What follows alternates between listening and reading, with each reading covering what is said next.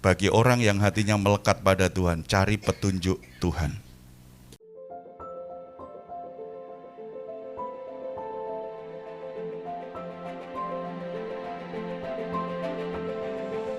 Orang bisa berkata, aku percaya Tuhan. Lalu kita lihat dia rajin sekali berdoa, rajin beribadah, bahkan semangat melayani. Tetapi apakah hatinya melekat pada Tuhan? Apakah hatinya sungguh-sungguh mengasihi Tuhan? Itu akan terlihat ketika dia alami masalah, ketika dia diperhadapkan pada situasi sulit, bahkan krisis yang begitu besar, di mana dia merasa cemas, merasa takut, merasa tidak berdaya. Di situ hati orang akan terlihat apakah dia sungguh-sungguh hatinya itu melekat pada Tuhan, hatinya sungguh-sungguh percaya kepada Tuhan. Di Alkitab kita akan lihat dari 2 raja-raja, ada terlihat sekali bagaimana hati orang ketika alami situasi sulit. 2 Raja-Raja pasal yang ketiga.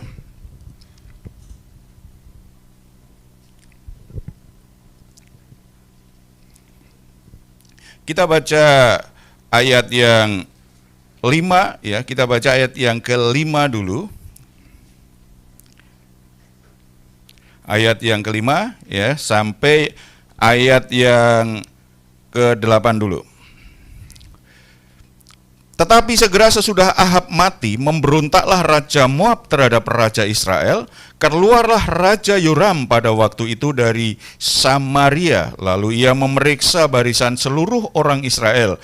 Selanjutnya ia menyuruh orang kepada Yosafat, Raja Yehuda dengan pesan, Raja Moab telah memberontak terhadap aku. Maukah engkau bersama-sama aku berperang melawan Moab? Jawabnya, aku akan maju, kita sama-sama, aku dan engkau, rakyatku dan rakyatmu, kudaku dan kudamu.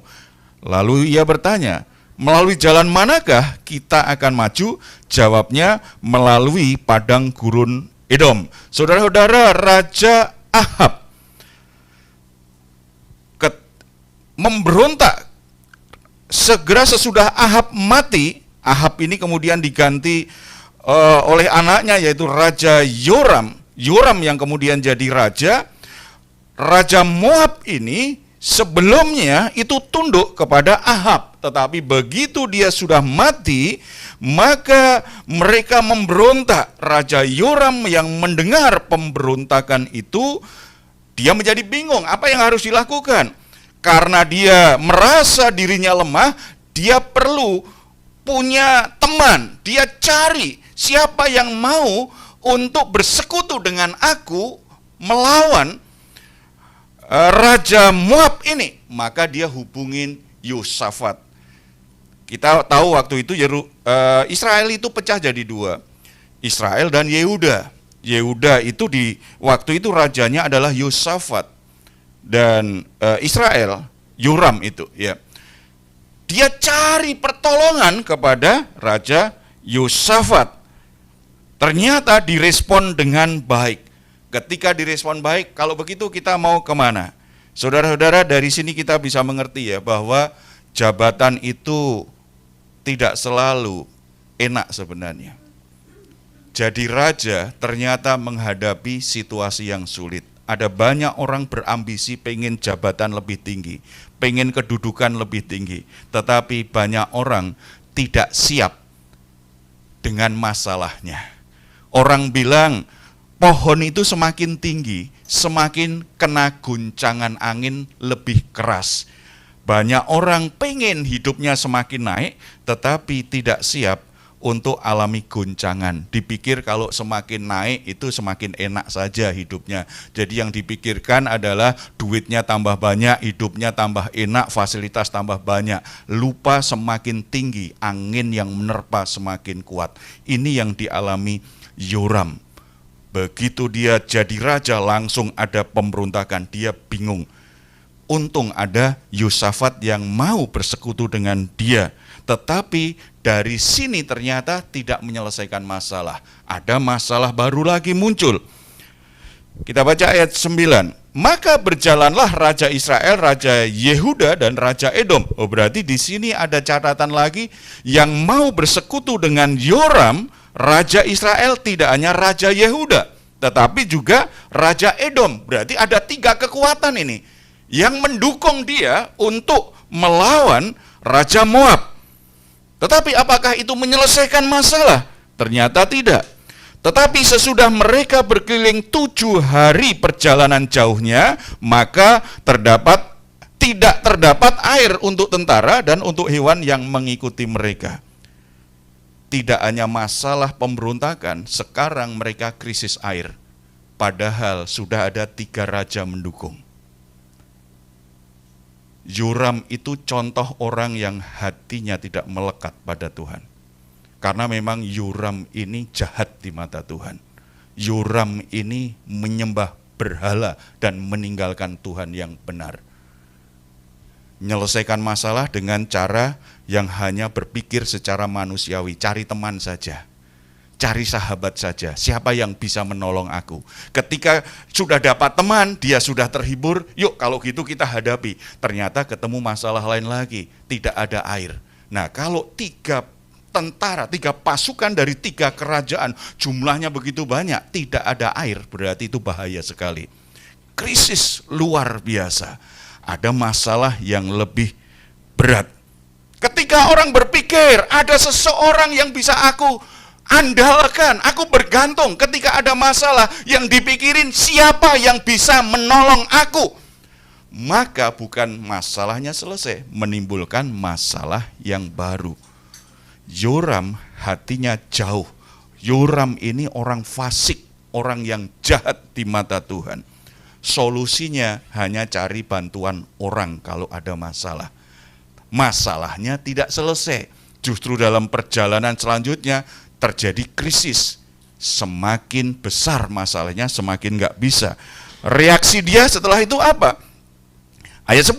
Lalu berkatalah Raja Israel, wahai, Tuhan telah memanggil ketiga raja ini untuk menyerahkan mereka ke dalam tangan Moab. Reaksi orang-orang yang hatinya jauh dari Tuhan, hatinya tidak melekat pada Tuhan, hatinya tidak sungguh-sungguh mengasihi Tuhan. Ketika ada masalah, ketika dia coba cari bantuan orang-orang, ternyata tidak menyelesaikannya, masalahnya tambah besar. Akhirnya dia marah dan siapa saja disalahkan. Tuhan juga disalahkan. Ini kelihatannya Tuhan biarkan kita 3 kekuatan ini, 3 raja ini diserahkan kepada Raja Moab. Berarti kita akan kalah ini. Karena nggak ada air lagi. Saudara, orang yang hatinya jauh dari Tuhan, orang yang hatinya tidak melekat pada Tuhan, kalau nggak selesai-selesai masalahnya, hanya marah-marah saja. Bahkan akhirnya marah dengan Tuhan. Itu Yoram. Saya berharap jemaat tidak ada yang hatinya seperti Yoram. Kalau ada masalah hanya sibuk cari siapa yang salah, siapa yang bisa disalahkan. Hanya sibuk berkeluh kesah, hanya sibuk untuk apa? Kalau orang Jawa bilang ngedumel. Ngedumel itu ya itu bahasa Jerman, ngedumel itu ngomel saja, berkeluh kesah. Kalau cerita dengan siapa isinya hanya keluhan. Sepertinya tidak pernah diberkati Tuhan. Tidak ada kata-kata dari mulutnya, itu sebuah ucapan syukur di hadapan Tuhan. Kalau cerita dengan siapa saja, itu isinya hanya keluhan, masalah. Kemudian kalau nggak selesai masalahnya, akhirnya ngambek dengan Tuhan, marah dengan Tuhan, nyalahkan orang lain. Itu isinya. Terlihat. Kenapa Yoram seperti itu? Memang karena Yoram itu orang fasik. Hatinya jauh dari Tuhan. Itu Raja Israel loh. Israel umat pilihan Allah loh. Orang Kristen yang tidak sungguh-sungguh hatinya melekat pada Tuhan, kalau ada masalah terlihat hatinya seperti apa.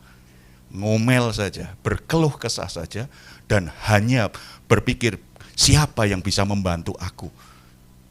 Bukan mencari petunjuk Tuhan. Beda dengan Yosafat. Yosafat ketika mendengar Yoram ini ngomel-ngomel, marah-marah, apa yang dikatakan, ini Yosafat itu mewakili orang yang hatinya melekat pada Tuhan, hatinya mengasihi Tuhan. Ayat 11, di sini kita akan belajar ya, Yosafat tipe orang kalau punya masalah, dia mencari petunjuk Tuhan. Saudara, ada yang dulu pernah ke dukun? Dulu, bukan sekarang maksud saya. Orang yang biasa ke dukun, kalau ada masalah, dia cari petunjuk dukun. Atau tradisi-tradisi kita, kalau ada anaknya mau menikah, cari petunjuk orang pinter, gitu kan? Bagi orang yang hatinya melekat pada Tuhan, cari petunjuk Tuhan. Kalau di Sumatera gitu, baik di Tanah Batak maupun di Nias gitu kan, kadang-kadang kan dukun pun pakai doa baka kami ya. Makanya dipercaya ini dukun Kristen. Jadi nanti setelah konsultasi minta petunjuk Tuhan lewat orang pinter gitu, setelah itu ditulis itu doa Bapa kami atau pengakuan iman rasuli, ditulis di kertas, digulung gitu. Ya. Tetap aja dukun ya dukun. Itu ya, nggak ada dukun Kristen itu nggak ada ya. Praktek itu jelas, itu praktek yang bertentangan dengan kebenaran Tuhan. Cari petunjuk Tuhan, itu yang dilakukan oleh Yosafat. Nah, sekarang kita belajar praktisnya seperti apa ini ya dari yang dilakukan Yosafat ya. Sebab bagian terpenting dari kehidupan orang Kristen, saudara, kalau saya khotbah terutama yang minggu pertama, saya selalu bicara yang praktis, tapi itulah kekristenan. Ya. Kegagalan banyak orang Kristen kalau ada masalah kan bermasalah dengan Tuhan, bermasalah imannya. Dan orang Kristen nggak pintar mencari petunjuk Tuhan. Cari jalan pintas sehingga banyak semakin menyimpang ketika masalah terjadi. Kita baca hal pertama ini. Tetapi bertanyalah Yosafat, tidak adakah di sini seorang nabi Tuhan supaya dengan perantaraannya kita meminta petunjuk Tuhan. Nah, orang yang hatinya melekat pada Tuhan, ketika dia bingung, ketika dia tidak punya harapan lagi, masalahnya begitu berat, dia sudah sampai cemas, ketakutan, apa yang dia lakukan? Langsung hatinya itu respon, kita cari petunjuk Tuhan, apa kehendak Tuhan ya? Karena hatinya memang dia ingin tetap berjalan di jalan Tuhan. Orang kelihatan hatinya itu kan justru situasi tertentu, reaksi spontannya apa kan? Makanya kita kadang-kadang kalau ada situasi sulit gitu, lalu ada yang berantem gitu, aslinya kelihatan. Orang bisa bermanis-manis tuh, tetapi begitu ada sesuatu yang dia suka, sepertinya ada yang merebut, wah langsung marah, kelihatan aslinya. Hati orang tidak ada yang tahu, hanya Tuhan yang tahu dan dia sendiri. Tetapi akan terlihat ketika dia meresponi sebuah situasi. Yosafat langsung berkata, apakah di sini, mari kita mencari petunjuk Tuhan. Mari kita cari petunjuk Tuhan. Adakah di sini seorang nabi? Berarti cara pertama untuk mencari petunjuk Tuhan adalah cari nabi Tuhan. Cari nabi Tuhan. Nabi itu apa sih? Di zaman sekarang, jabatan nabi dalam arti formal sudah tidak ada. Tetapi dari sisi fungsi masih ada. Nabi itu adalah juru bicaranya Tuhan. Nabi itu adalah penyambung lidahnya Tuhan. Dan orang yang bisa melihat apa yang akan Tuhan kerjakan di depan. Makanya ada yang menyebut nabi itu kayak peramal, tetapi sebenarnya bukan peramal dalam arti mistik, okultisme atau apa itu, otak-atiknya orang yang merasa pinter. Enggak. Seorang nabi itu seorang pelihat. Kata lainnya seorang pelihat, bisa melihat apa yang akan terjadi di depan. Siapa yang memberikannya? Tuhan. Tetapi nabi sejati tidak selalu seperti itu. Kalau Tuhan tidak memperlihatkan, dia tidak tahu. Beda dengan dukun ya. Kalau dukun kan sok tahu. Apa saja kamu datang ke sini asal syaratnya cukup, aku kasih tahu. Coba orang pengen kaya, datang ke dukun. Di sebuah desa, rumahnya gubuk reot. Orang kota ini rela bayar mahal supaya kaya. Kenapa dia nggak sadar? Kalau dukun itu memang orang pinter, tahu bagaimana caranya, kan tidak perlu tinggal di desa di gubuk reot. Dia sudah kaya itu. Tetapi orang kok percaya. Jadi benar dia memang pinter, yang datang itu bodoh. Tapi sayangnya yang datang salah satunya orang Kristen. Rajin ke gereja. Jangan kasih tahu siapa-siapa. Ya, semoga nggak ada yang di sini. Kadang-kadang kan seperti itu kan, disebut orang pinter karena dia bodoh. Kalau dia tahu bagaimana caranya kaya, kan dia sudah kaya, nggak perlu lagi praktek. Tetapi kenapa banyak orang Kristen juga percaya seperti itu? Minta petunjuk dukun, paranormal, bagaimana menjadi laris dagangannya, bagaimana menjadi kaya, bagaimana anaknya jadi orang. Karena dia sebagai orang tua bingung, anakku kok belum jadi orang sampai sekian, masih jadi kodok saja. Kan belum orang, kan? Supaya anaknya sukses. Aneh, tetapi itu ironinya orang Kristen. Ironinya orang Kristen. Tidak mencari petunjuk Tuhan, yang dicari dukun.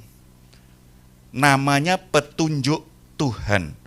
Berarti siapa yang dipakai Tuhan untuk memberi petunjuk? Utusannya Tuhan kan? Wakilnya Tuhan kan? Kok mencarinya utusannya setan? Kok mencarinya wakilnya setan? Pernah nggak waktu kecil gitu lihat tradisi-tradisi begitu tuh? Ya kan, orang tua supaya anaknya dapat jodoh yang baik, tanyanya dukun. Bukan cari petunjuk Tuhan, cari petunjuk dukun. Saya pikir ini sudah dulu gitu, tapi sampai sekarang ternyata orang Kristen banyak yang masih melakukannya loh. Saya pikir itu kan kuno banget ya, tetapi ternyata masih banyak. Masih banyak. Coba kalau ada paranormal praktek di mall, yang ngantri banyak banget tuh. Salah satu yang antri baru pulang ibadah. Karena ada yang nenteng Alkitab. Menyedihkan enggak? Yang seperti ini bilangnya hatinya melekat pada Tuhan, mengasihi Tuhan, nggak jujur. Nggak begitu. Cari nabi Tuhan, cari Tuhan mau pakai siapa, seseorang yang jadi wakilnya siapa. Nabi itu utusannya Tuhan, nabi itu juru bicaranya Tuhan, nabi itu berbicara atas nama Tuhan.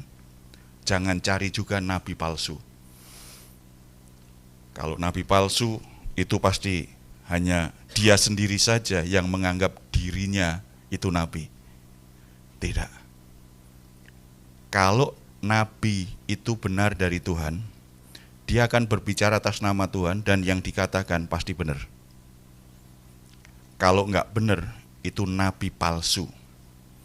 Alkitab mengajar kita apa? Uji segala sesuatu, termasuk ketika konteksnya itu bicara tentang nabi nih. Uji segala sesuatu, lihat buahnya. Makanya bagian yang kedua, jadi yang pertama bagaimana mencari petunjuk Tuhan, cari nabi Tuhan, cari utusan Tuhan, cari hamba Tuhan. Jangan cari utusannya setan. Jangan mengandalkan manusia seperti Yoram. Siapa orang-orang kuat, orang-orang hebat yang bisa membantu aku, orang-orang yang kaya, orang-orang yang sukses, orang-orang yang pinter yang bisa bantu aku. Enggak. Kalau ingin mencari petunjuk Tuhan, cari utusannya Tuhan.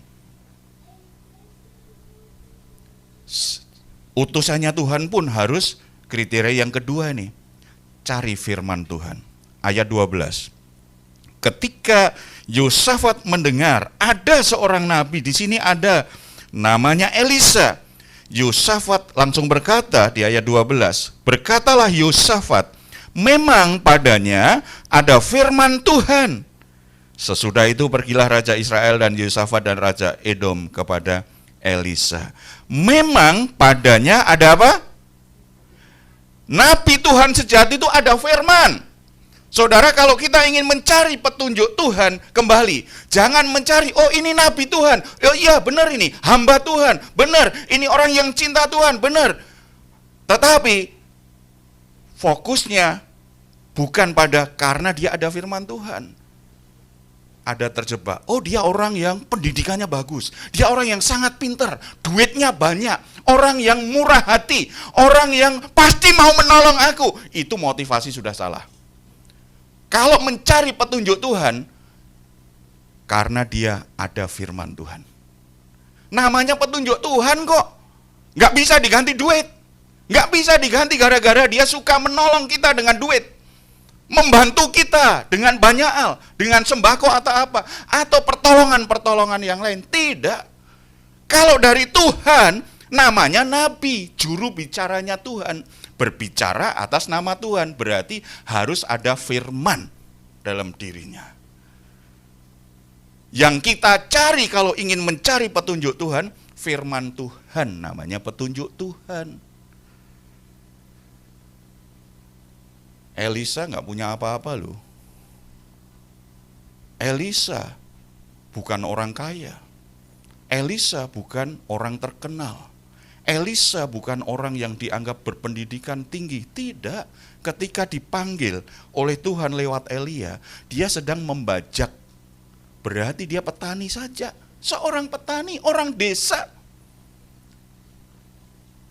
Untuk orang kota, nggak level ini, nggak berpendidikan ini. Tetapi dalam dirinya ada firman Tuhan. Kalau saudara ingin mencari petunjuk Tuhan, saudara harus pastikan orang yang saudara datangi untuk konsultasi ada firman Tuhan. Bukan hanya kasih petunjuk yang manis-manis, lalu setelah itu kita tidak mengerti maksud Tuhan apa tentang hal ini. Firman Tuhan. Di hatinya ada firman Tuhan. Kalau di hatinya ada firman Tuhan, yang meluap lewat perkataannya apa? Firman Tuhan. Kalau di hatinya ada perbendaraan firman Tuhan, yang keluar dari mulutnya pasti firman Tuhan. Nah, kalau firman Tuhan itu sudah dihidupi dalam hidupnya hari-hari, jadi ada firman Tuhan tidak hanya di hatinya ada firman Tuhan, di kepalanya, di pikirannya ada pengetahuan firman Tuhan. Hidup hari-harinya itu juga hidup yang dikendalikan, yang diarahkan oleh firman Tuhan. Berarti sudah menjadi cara berpikirnya, jadi sudut pandangnya, nasihat-nasihatnya, masukannya, arahannya, itu merupakan prinsip-prinsip firman Tuhan yang kuat, yang membuat kita akhirnya mengerti apa yang harus kita lakukan dalam situasi sulit yang sedang kita hadapi. Kalau orang hanya pengetahuan, textbook, kalau itu hanya tahu firman di kepalanya, itu hanya textbook, menghafal. Dan ketika bicara itu tidak lagi jadi sudut pandangnya. Orang yang ada firman Tuhan dalam hidupnya, respon apa saja, responnya itu cara berpikirnya. Mungkin tidak mengutip ayat Alkitab, tetapi itu cara berpikirnya orang yang sungguh-sungguh selaras dengan firman Tuhan. Yang mengarahkan kita untuk menemukan jalan Tuhan, yang mengarahkan kita untuk bisa berjalan dalam jalannya Tuhan, untuk menyelesaikan masalah kita dengan caranya Tuhan. Itu orang yang ada firman Tuhan. Cari orang yang seperti ini. Kembali selalu pada firman Tuhan. Cari nabi Tuhan. Cari siapa yang akan Tuhan pakai untuk bicara dengan kita. Orang yang akan Tuhan pakai kalau itu dia harus ada firman Tuhan, bukan sekedar orang yang pinter menasehati. Karena emang ada orang tertentu gitu bakat kali ya, pinter menasehati dan orang seneng kalau dinasehati. Tetapi kadang-kadang nasihatnya justru menjauhkan diri dari Tuhan kan. Ada orang yang sangat dihormati di keluarganya. Lalu ada yang konsultasi. Ada dua. Kasus pertama, pernikahan, karena ini yang sering terjadi nih. Menurut Bapak gimana ini ya? Dia orangnya sih nggak terlalu tekun sih beribadah, tetapi orang Kristen, jadi seiman kan gitu. Lalu pekerjaannya gimana? Pekerjaannya bagus. Jadi kalau menikah dengan dia, terjaminlah masa depannya. Orang yang hatinya tidak ada firman Tuhan, nasihatnya pasti, ya bagus lah. Kan dia ganteng, punya pekerjaan, lalu bisa menjamin hidupmu. Apalagi yang kurang, udah maulah. Tetapi nggak tahu imannya. Yang penting kan agamanya Kristen. Saudara tahu kira-kira nasihat seperti itu lahir dari orang yang ada firman nggak? Supaya saudara pinter berpikir, bukan. Kalau orang ada firman, dia akan bertanya, kamu cari petunjuk Tuhan dulu. Dia benar-benar jodoh dari Tuhan atau tidak? Ya, dia agamanya Kristen, tetapi dia punya iman sebagai orang Kristen nggak?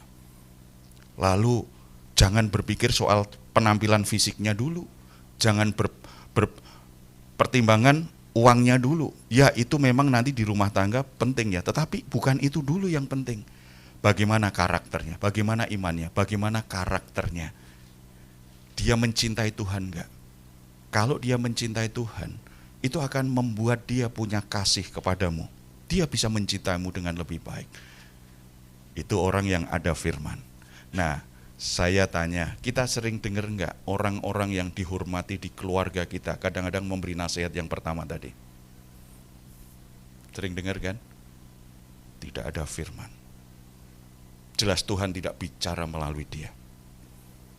Hanya dengan akalnya. Dan kebiasaan yang dia sering lihat.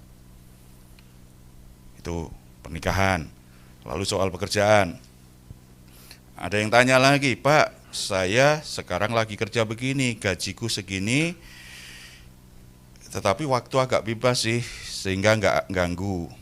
Bahkan saya masih ada waktu pelayanan. Tetapi ini ada tawaran, gajinya sangat besar, jabatan naik, ada fasilitas. Kalau aku mau masuk situ, dapat mobil untuk operasional.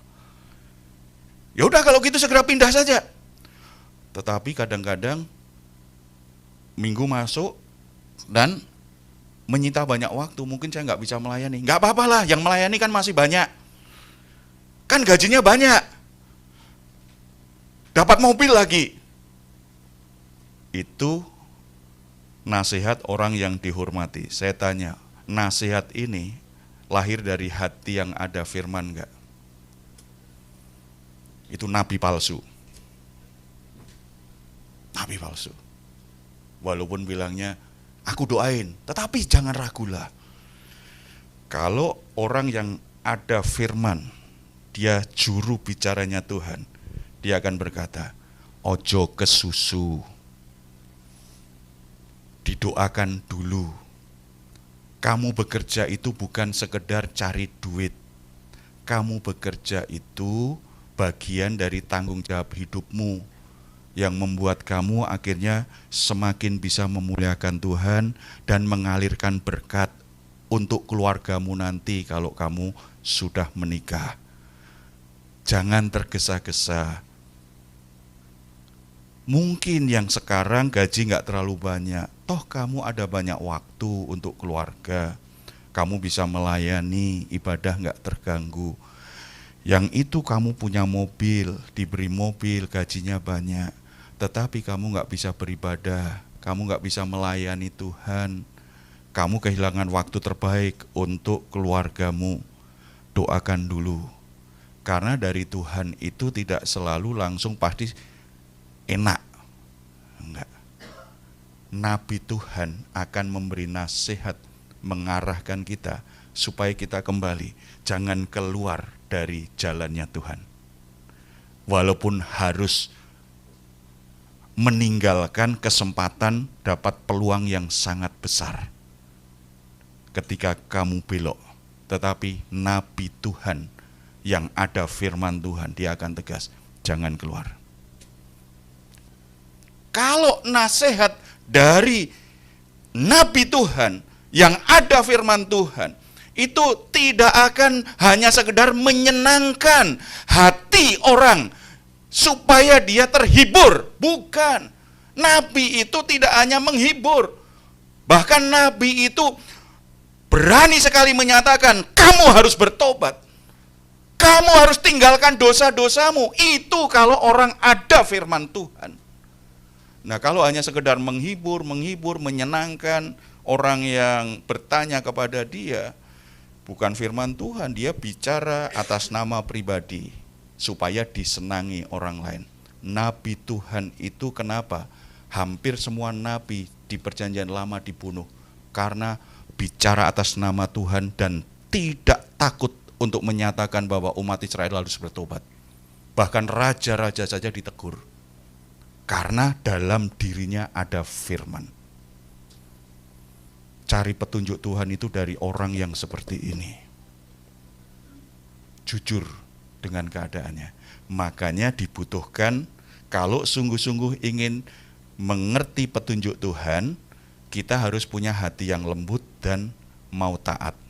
Ini yang kemudian diikuti oleh Raja Yoram dan Yosafat. Kita baca ayat selanjutnya.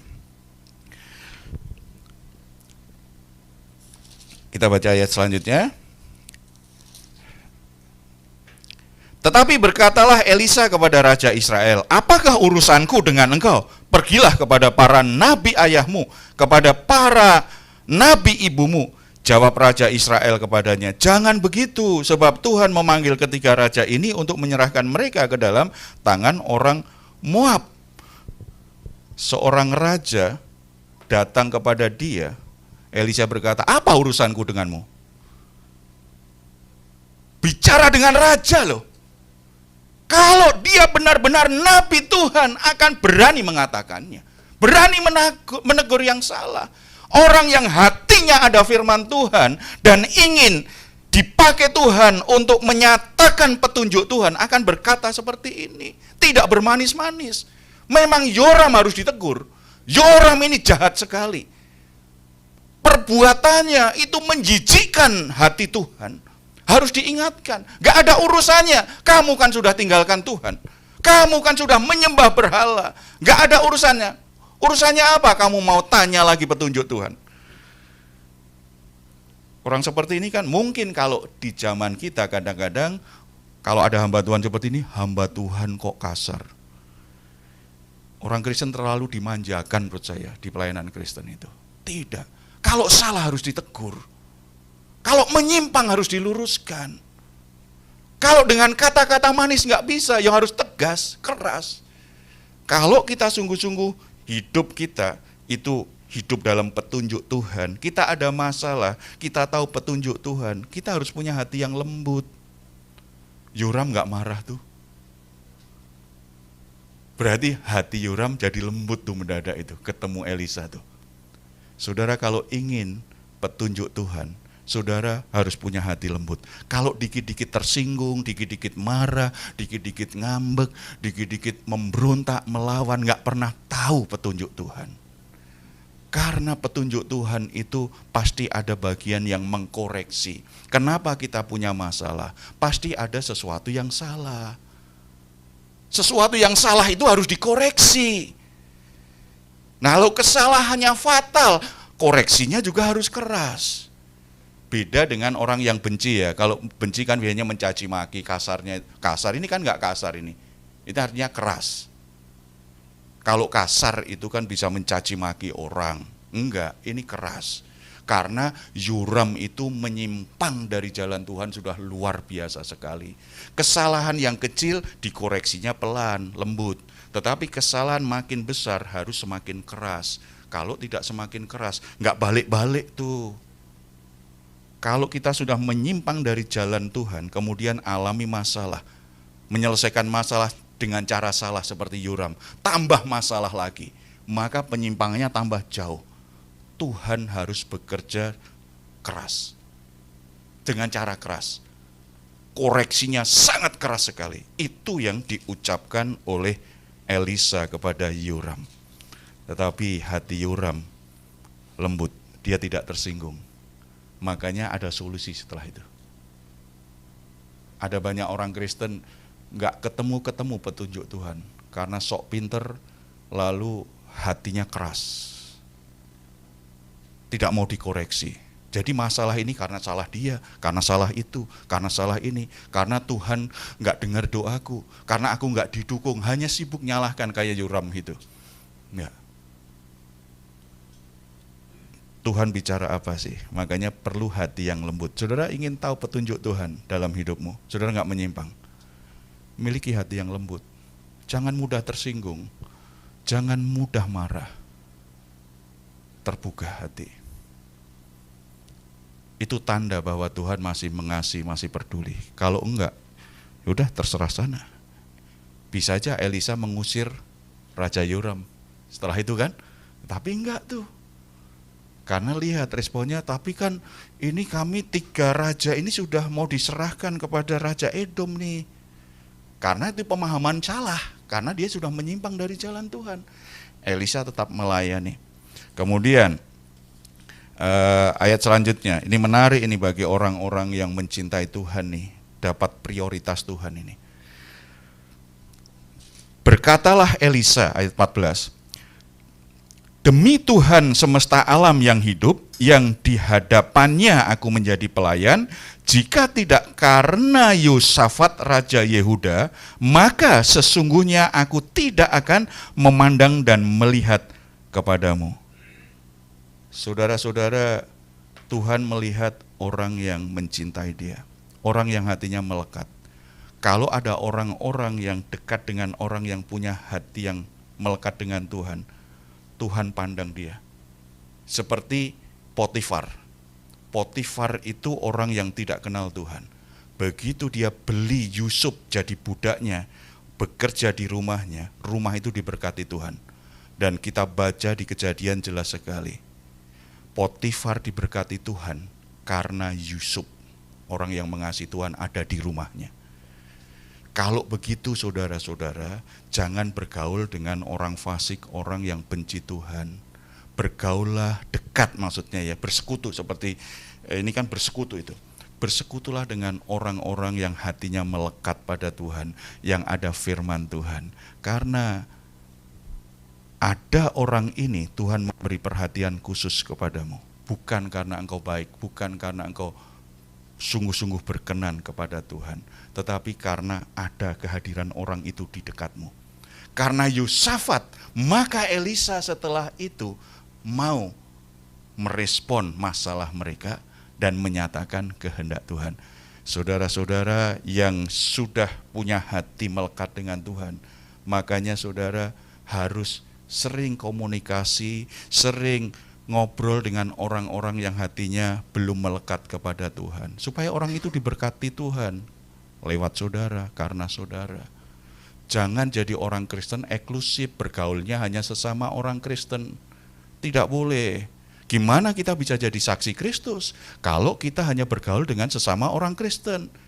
Tuhan jadikan kita itu garam. Garam dunia loh, bukan garam gereja. Gereja tidak boleh jadi gudang garam. Karena semua garam ngumpul di gereja. Kalau terlalu banyak garam, makanya orang Kristen banyak yang tensinya tinggi. Karena ngumpul sesama garam. Gitu kan. Makanya jadi tensinya tinggi. Tidak garam dunia. Kita harus jadi berkat bagi orang-orang di sekitar kita. Termasuk yang bukan orang yang kenal Tuhan, orang yang belum di gereja, jangan dijauhi. Tetapi kalau kita tahu dia akan memberi pengaruh buruk kalau kita bergaul dekat, buat batas. Tetapi jangan dibenci. Biar Roh Kudus yang bekerja. Jadi bergaul secara medsos juga bisa toh. Artinya kita, karena apa? Karena kalau kita dekat dengan orang tertentu, orang itu punya masalah, orang itu ditolong Tuhan bukan karena imannya, tetapi Tuhan melihat kita. Akhirnya kita jadi berkat bagi dia. Petunjuk Elisa setelah itu aneh. Kamu buat parit-parit. Udah biarin aja, nanti Tuhan yang akan mengairi itu. Mereka lakukan tuh. Untuk apa? Ini kan kering. Ngapain buat parit? Parit itu diperlukan kalau ada sungai untuk mengalirkan air kan? Di sini yang namanya taat. Mereka tidak hanya lembut hati tetapi taat. Mereka lakukan. Begitu mereka lakukan, esok harinya Tuhan bekerja dengan luar biasa. Ketika mereka mau membangun mezbah, mereka ternyata ada bunyi yang begitu keras. Parit-parit itu terisi dengan air. Taat. Petunjuk Tuhan diberikan hanya kepada orang yang lembut hati dan mau taat. Kalau kita tidak lembut hati, kita keras hati, kita tidak bisa ditegur, tidak bisa dinasehati, tidak mau menerima koreksi atas kesalahan kita, dan kita tidak mau mentaati Tuhan, tidak akan diberikan petunjuk Tuhan itu.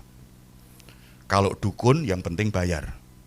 Tapi kalau Tuhan tidak bisa disogok dengan uang kita atau dengan ayam dan telur.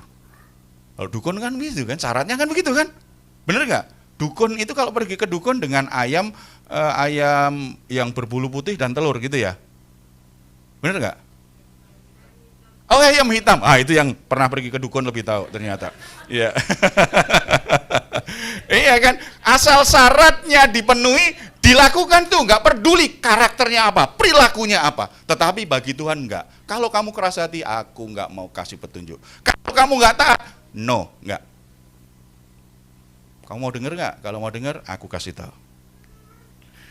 Jadi kesimpulannya bagaimana kita mencari petunjuk Tuhan? Yang pertama, cari nabi Tuhan. Cari seseorang yang bisa mewakili Tuhan, bukan mewakili setan. Yang kedua, orang itu punya firman Tuhan. Dan yang ketiga, dari sisi kita harus punya hati yang lembut dan taat. Apapun yang Tuhan nyatakan, aku mau berubah, aku mau merespon, dan aku mau mentaati.